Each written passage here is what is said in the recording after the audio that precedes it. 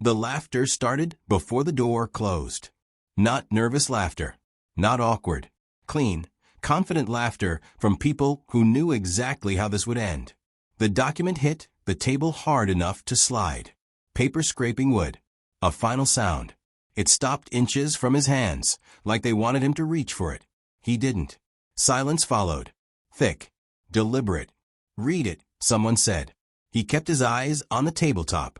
Every scratch in the wood felt suddenly permanent, like a record of every hour he'd spent here. The air conditioning hummed too loud. A pen clicked once. Twice. "You're done," another voice added. Effective immediately. The word immediately landed heavier than the paper. No warning. No meeting request. No chance to prepare. Just erased. He looked up. 6 people. All seated. All relaxed. Some leaned back. One crossed his arms, smiling.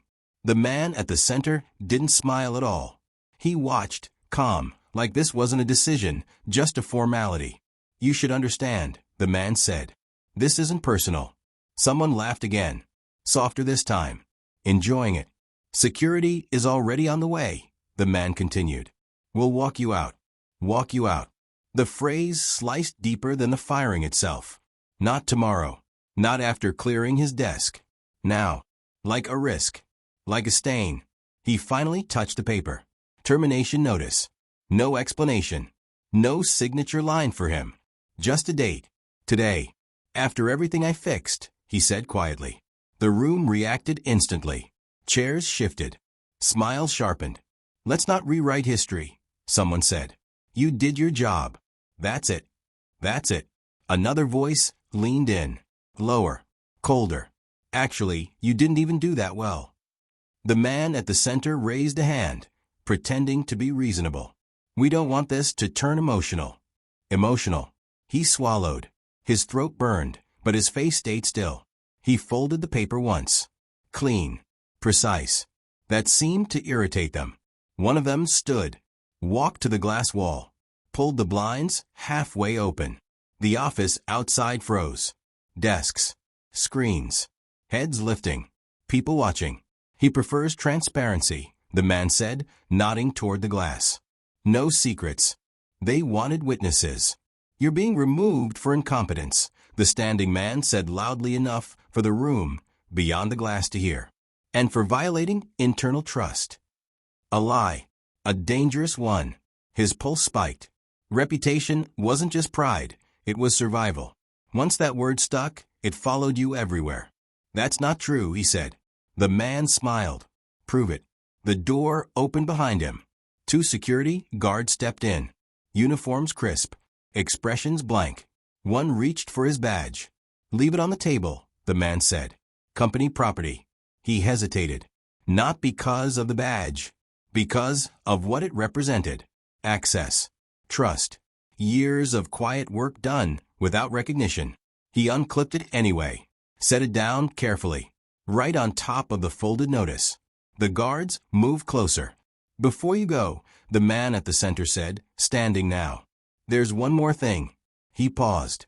"Let the moment stretch. You're not to contact anyone here. Not now. Not later. Any attempt will be considered harassment." Harassment. The room watched. Waiting for him to break. To argue. To plead. To apologize for something he hadn't done. He didn't. He turned and walked out between the guards. The hallway felt longer than usual. Brighter. Every step echoed. People pretended not to look, then looked anyway. Screens dimmed. Conversations died mid-sentence. At his desk, one guard stopped him. "You have 30 seconds. 30. He reached into the drawer. Not for personal items. For something else. The guard noticed. "What's that?" "Mine," he said. The guard hesitated, then nodded. He slid it into his pocket. The elevator ride down was silent. Floor numbers dropped fast. Too fast. When the doors opened, sunlight flooded the lobby. Normal life continued. Phones ringing. Coffee spilling. People laughing. Behind him, the building stood tall. Confident. Certain. They thought they had ended him. They were wrong. He stepped outside and didn't stop walking until night swallowed the street. He stood across from the building now, watching lights glow floor by floor. Meetings still happening. Deals still moving. His name already being erased. His phone buzzed. Unknown number. You were never one of us. He locked the screen and looked back up at the building. At the glass. At the offices where people believed they were untouchable. In his pocket, his fingers curled around what he'd taken. Not proof. Not revenge. Something far more dangerous. And as the lights flickered across the building's facade, one question rose. One they should have asked before letting him walk out the door. What did they just hand back to him without realizing it? He didn't sleep. The city blurred past the windshield as he drove without direction. Streetlights streaking like open wounds across the glass. Every red light felt like an accusation. Every green felt like permission he wasn't sure he deserved. By morning, his phone was heavy with silence. No messages. No calls. No follow-ups. The lie had already done its work. He parked in a quiet lot just as the sun edged over the buildings. For the first time since the meeting, his hands began to shake. Not from fear. From restraint. From everything he hadn't said. He opened the glove compartment, took out the folded paper, and stared at it like it might change if he looked long enough. Incompetence. Violation of trust. He exhaled slowly and folded it again. Smaller this time. Harder. Inside his pocket, the object pressed against his palm. Solid. Familiar. He took it out and placed it on the passenger seat. A slim external drive. Black. Unmarked. He watched it like it might move on its own. He hadn't meant to take it. Not at first. But when they gave him 30 seconds, when the guard looked away, instinct had taken over. Muscle memory. Habit. Always keep your work backed up. He had learned that lesson the hard way, long before this building, before this job, before believing effort would protect him. He didn't plug it in. Not yet. Instead, he drove home. The apartment felt smaller than it had the night before. Quieter. Like it knew something had shifted. He dropped his keys on the counter and stood there, unmoving, until the sound echoed out. He caught his reflection in the darkened TV screen. Same face. Same posture. But something behind the eyes was missing. Belonging. His phone buzzed again. This time, it wasn't anonymous. Former colleague. Just heard. That's rough. Sorry, man. He didn't reply. Another message followed from someone else. They're saying some things. You might want to lay low. Lay low. The words tightened his chest. He sat on the edge of the couch, phone dangling loosely in his hand. This wasn't just about losing a job. They were rewriting him, turning months of quiet competence into a story that would survive longer than the truth. He opened his laptop. The login screen glowed. Familiar. Safe. His fingers hovered over the keyboard, then stopped. He reached for the drive. It clicked softly as he plugged it in. For a moment, nothing happened. Then a folder appeared. Simple name.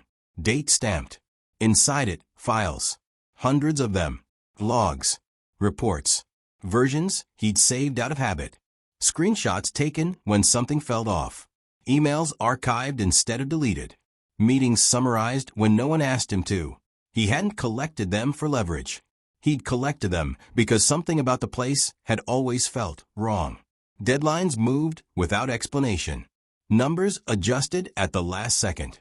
Decisions reversed with no record. And every time something broke, it somehow landed on his desk to fix quietly. He scrolled. His breathing slowed. There it was. A report with his name attached. His work. His analysis. And beneath it, a newer version. Same structure. Same data. Different conclusions. He opened the metadata. Modified by someone else. Time-stamped weeks after he'd submitted the original. His jaw tightened. He clicked another file. Then another. A pattern emerged. His work was being used, but altered, sanitized, redirected. And when it mattered most, when something went wrong, the blame snapped back to the name still attached to the foundation. His name. The realization didn't explode. It sank. He closed the laptop slowly. This wasn't a mistake. It wasn't office politics gone wrong. It was a system. Clean. efficient, designed to extract value and discard risk. And he had been both. His phone rang. Unknown number again. He answered this time. Silence greeted him. Then a voice, calm and unfamiliar. "You should stop looking," it said. The line went dead. He stared at the phone, pulse quickening, now for a different reason. They knew. Not what he had, but that he might have something. He stood and paced the apartment, the walls suddenly too close. His mind raced ahead, mapping possibilities, risks, consequences. Every instinct told him to protect himself, to delete, to disappear. But another voice, quieter, older, pushed back. This is why they did it quietly. He sat again, reopened the laptop, and began organizing the files. Not emotionally, methodically. Dates, authors, version histories, threads. The more he mapped, the clearer it became. He hadn't just been used. He had been positioned. A buffer, a firewall, someone whose credibility could absorb impact when decisions made above him collapsed. And now they had cut him loose, confident the story would stick. His phone buzzed again. This time, a name appeared. Someone higher up. Someone who never contacted him directly. "Can we talk?" He let it ring out. Minutes later, another message followed. Off the record. He smiled for the first time since the meeting. Not because it was funny. Because it was revealing. They weren't angry. They were nervous. He closed the laptop and leaned back, eyes fixed on the ceiling. The vulnerability he'd been carrying all day finally surfaced. Not fear of them, but fear of himself. Because he knew what this meant. If he stayed quiet, he would disappear. Slowly, respectfully, forever marked. If he spoke, this wouldn't be a complaint. It would be a confrontation with something much larger than one job. The drive sat beside him, unassuming. Dangerous. Across the city, inside the building that had walked him out, a different conversation was unfolding. Doors closing. Voices lowering. Names being repeated with irritation instead of laughter. They believed he had taken something by accident. They were wrong again. He hadn't taken it. They had left it with him. And before the day was over, he would learn just how far they were willing to go to make sure it stayed buried. The knock came at noon. Not loud. Not urgent. Controlled. He froze mid-step, listening. No footsteps outside. No voices. Just the weight of expectation pressing through the door. Another knock. Same rhythm. He didn't answer. His phone buzzed instead. Private number. He declined it. Across the city, something shifted. Inside the building, blinds lowered on 3 floors at once. A conference room filled with people who didn't usually sit together. No assistants. No laptops. Just folders laid flat, unopened. Like weapons waiting to be chosen. "He took something," someone said. "Or he thinks he did," another replied. Either way, the first voice said, "This ends today." Back in the apartment, his laptop chimed softly. A login alert. Location mismatch. He exhaled and pulled the Ethernet cable from the wall. Too late. His screen flickered. Cursor moved on its own. Files opened. Closed. Something probed, searching for structure, for a mistake. He shut the laptop and powered it down. The knock came again. Harder this time. "Open up," a voice called. Friendly. Too friendly. "We just want to talk." He stepped back, heart steady now. Fear had passed. This was something else. He checked the peephole. 2 men. Plain clothes. No badges visible. One smiled when he noticed the movement. "We know you're in there." His phone buzzed again. This time, a text. "You don't want to make this complicated." He typed a reply, then deleted it. Slipped the drive into his jacket pocket instead. The knocking stopped. Silence returned, but it wasn't empty. It waited. Minutes passed. Then footsteps retreated. He didn't relax. He moved. The parking garage beneath his building smelled of oil and damp concrete. He kept his head down, walked fast, and didn't look back until he merged into traffic. By the time he reached the cafe, his phone had lit up 5 times. Voicemails. Missed calls. Unknowns. He chose a table near the back, sat with his shoulders angled toward the door, and opened his laptop again. Public Wi-Fi. Risky. Necessary. He didn't open the files. Instead, he drafted an email. Short. Precise. Subject. Clarification required. He didn't send it. Not yet. Across town, the conference room grew louder. He's offline, someone snapped. He knows. A woman at the end of the table tapped a folder. Then we moved to phase 2. No, another voice said. That's too aggressive. Not aggressive enough, she replied. If he goes public. He won't, the first man said. He doesn't have proof. The woman opened the folder anyway. Inside, a printed screenshot. His report. Altered. Stamped with his name. She slid it across the table. He has enough. Back at the cafe, a shadow crossed the screen. He looked up. A familiar face. Former colleague. Not a friend. Not an enemy. Someone who had always watched carefully. Mind if I sit? The man asked. He didn't answer. The man sat anyway. They're saying you stole company property, the man said quietly. They're preparing paperwork. He sipped his coffee. Are you here to warn me? The man hesitated. I'm here to see if you're stupid. He met his gaze. The man leaned closer. If you have something, now is the worst time to hold it alone. I'm not alone, he said. The man smiled thinly. You will be. He stood and walked away without another word. Minutes later, the cafe Wi-Fi dropped. Every device disconnected at once. He closed the laptop slowly. This wasn't pressure anymore. This was containment. He left cash on the table and exited through the side door. By late afternoon, the rumors hit. A post appeared. Then another. Anonymous accounts. Vague language. Serious implications. Former employee under investigation. Internal review underway. Sources say misconduct. His name wasn't mentioned. It didn't need to be. His phone buzzed with messages from people he hadn't heard from in months. What's going on? Is it true? Should I be worried? He turned the phone face down. Inside the building, executives watched the spread with tight expressions. Good, someone said. Let it run. Another shook his head. Careful. If he panics. He won't, the woman said. He's too quiet. That was their mistake. At dusk, he sat in his car overlooking the city. Laptop open. Drive connected. Battery full. He began uploading. Not to social media. Not to anyone obvious. A secure server. Encrypted. Fragmented. Each file placed somewhere different. No single point of failure. His phone rang. Same private number. He answered this time. You're making a mistake, the voice said. Calm. Practiced. No, he replied. You did. A pause. Then, what do you want? He looked at the city lights. Thought of the blinds lowering. The lies spreading. The way they had watched him walk out like a problem solved. I want you to stop lying, he said. A soft laugh. That's not how this works. He ended the call. The upload continued. At the building, alarms didn't sound. Nothing obvious broke. But something invisible cracked. A junior analyst noticed a discrepancy. A lawyer asked an unexpected question.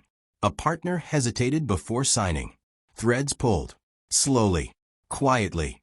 By nightfall, the woman from a conference room stood alone by the window. Phone pressed to her ear. He's not responding, she said. A voice shouted faintly through the speaker. Then find him. She lowered the phone and looked out over the city. Lights everywhere. Too many places to hide. Back in his apartment, he watched the final file complete its transfer. Done. He unplugged the drive and held it for a moment longer. Then his phone buzzed with a message that stopped him cold. We know who you're talking to. Attached a photo. Taken hours ago. Him. At the cafe. His jaw tightened. This wasn't about documents anymore. It was about control.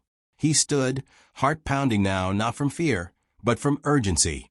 Because whatever came next would decide everything. And somewhere, deep inside the building that had tried to erase him, someone finally understood the truth. They hadn't just fired the wrong man. They had let the story slip out of their hands. And it was already moving faster than they could stop. The first call came just after midnight. Not to him. To their lawyers. A compliance officer. Wide awake and shaking, flagged an anomaly that shouldn't have existed. A version mismatch. A report cited in a board memo that didn't match the archived copy. Small thing. Deadly thing. By morning, 3 more surfaced. Inside the building, the mood changed. No more jokes. No more confidence. Hallways filled with whispers instead of footsteps. Someone finally said his name out loud. The woman from the conference room stood at the head of the table again, but this time she didn't sit.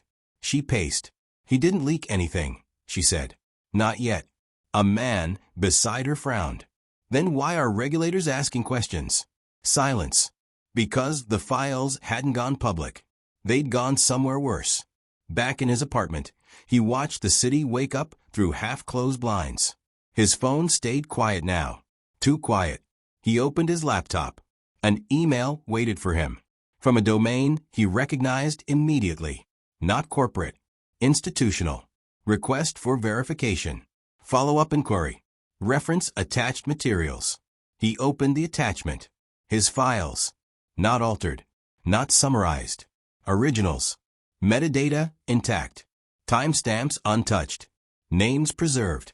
They hadn't found them through gossip or rumor. They had found them because the system recognized them. The truth, properly indexed, had triggered alarms no one could silence. He leaned back slowly. This wasn't about one company. It never had been. The building had been a node, a shield, a convenient place to route decisions through before they disappeared into complexity. He clicked open another email. This one was older, months old. An internal directive marked confidential. It stopped him cold. A strategy memo. Language careful. Clinical. Risk redistribution. Liability insulation. Operational buffer. His role wasn't listed by name, but it didn't need to be. The position description was unmistakable. A senior contributor whose output could be quietly adjusted. Someone competent enough to fix problems, distant enough to absorb blame. A sacrificial layer. He scrolled. There it was. The final line. In the event of exposure, separation should be immediate and reputational framing initiated within 24 hours. His firing hadn't been a reaction. It had been a trigger. Across town, the woman's phone rang again. She answered without speaking.